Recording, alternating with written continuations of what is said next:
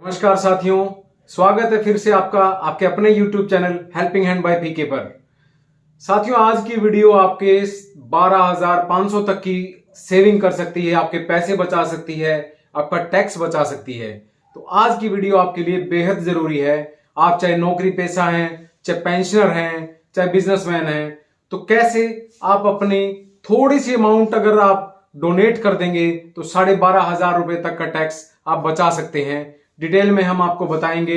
And तक video में जुड़े रहिए। और जो भी साथी आज पहली बार चैनल पर आ रहे हैं, चैनल को सब्सक्राइब कर लीजिए ताकि और नई अपडेट आपको सबसे पहले मिलती रहे।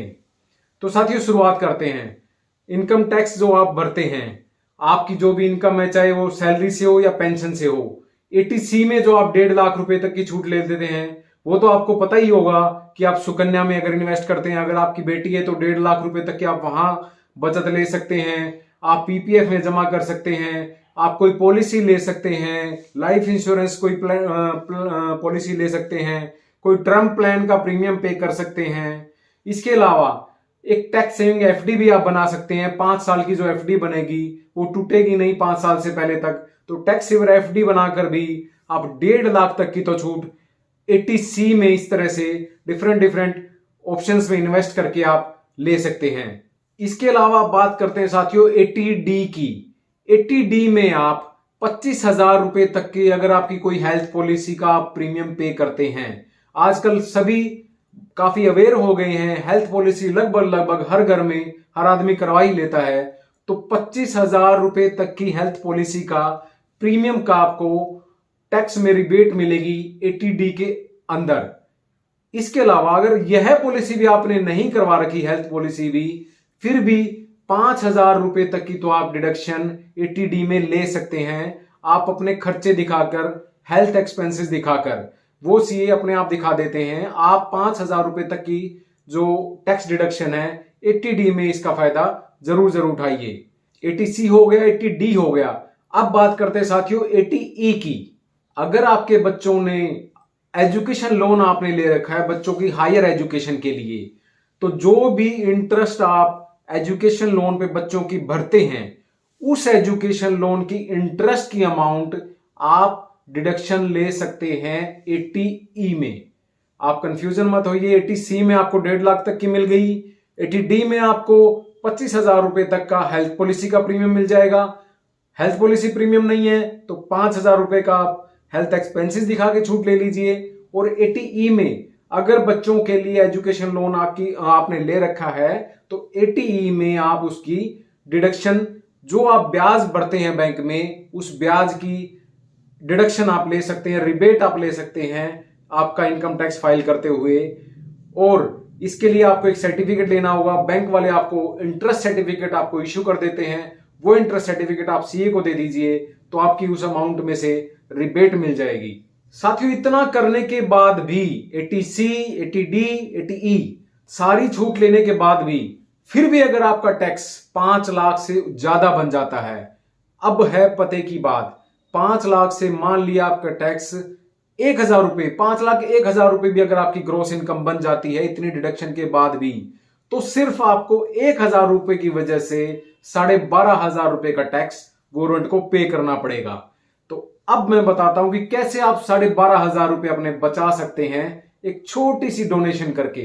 हाँ जी, 80G, आप सेक्शन 80G के माध्यम से कोई भी रजिस्टर्ड पीएम रिलीफ फंड हो गया, सीएम रिलीफ फंड हो गया, इस तरह के जो रिलीफ फंड बनाए जाते हैं, चाहे अब पीछे कोरोना रिलीफ फंड बनाया गया था सरकार द्वारा, इस तरह के जो रिलीफ फंड बनाए जाते हैं, इसमें आप 1,000 रुपए, 2,000, जो भी आपका 5 लाख से ऊपर का थोड़ा बहुत अमाउंट बन गया है, जिसकी वजह से आपके 12,500 रुपए लग रहे हैं, वो अमाउंट अगर आप वहां पे डोनेट कर देंगे, उसकी स्लिप के बेसिस पे आपको पूरे 12,500 रुपए की रिबेट मिल जाएगी, आपका टैक्स नहीं लगेगा। सेक्शन 80GGC में अगर आप कोई रजिस्टर्ड पॉलिटिकल पार्टी को अगर आप डोनेशन करते हैं तो उस डोनेशन के बेस पर भी वहां भी आपको 100% उस डोनेशन अमाउंट का आपको रिबेट मिल जाएगी। लेकिन इसमें एक कंडीशन ध्यान आपने रखनी है कि आप अपनी ग्रोस इनकम का 10% तक ही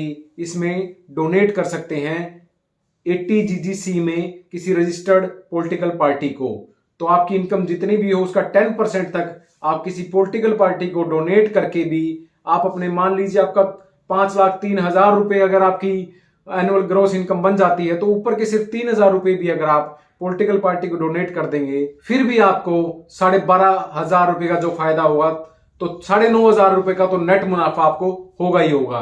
तो साथियों, दिसंबर महीना आ गया है, 31 मार्च तक का आपका टाइम है।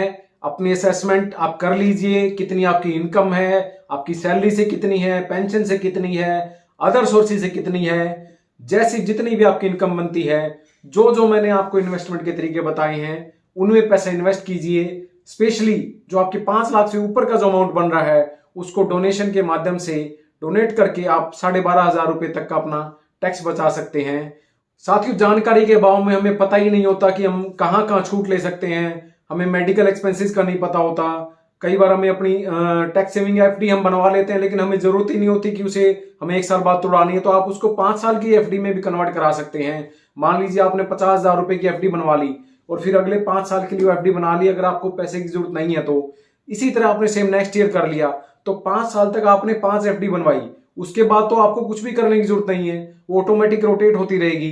पहले वाली एफडी टूटेगी, उसी पैसे से आप 6वें साल दोबारा एफडी बन जाएगी। तो सिर्फ 5 साल तक के लिए आपने टैक्स सेविंग एफडी बनानी है। इस माध्यम से भी आप अपना टैक्स बचा सकते हैं। कई बार हमें पता नहीं होता कि हमारे इंश्योरेंस पॉलिसीज होती हैं हमारे पास, हम उनकी भी रिबेट लेना ध्यान नहीं रहता। तो अपने जो भी मैंने कागज बताए आप अपने ढूंढिए उनको, और जो भी आपकी इन्वेस्टमेंट आप बचती है, जहां से भी आप पैसा टैक्स बचा सकते हैं, आप इन माध्यम से इन्वेस्ट करके अपना जो फालतू का टैक्स आपके हर महीने लग रहा है, हर साल आपको सरकार को देना पड़ रहा है, वो आपकी बचत की बचत हो जाएगी, सेविंग भी हो जाएगी, इन्वेस्टमेंट भी हो जाएगी और आपका टैक्स भी बच जाएगा। तो साथियों, जानकारी अच्छी लगी है तो ज्यादा से ज्यादा इसके आप शेयर कर दीजिए और चैनल को सब्सक्राइब कर लीजिए। मिलते हैं किसी और वीडियो में आपके लिए किसी और नई जानकारी के साथ। तब तक के लिए नमस्कार, जय हिंद।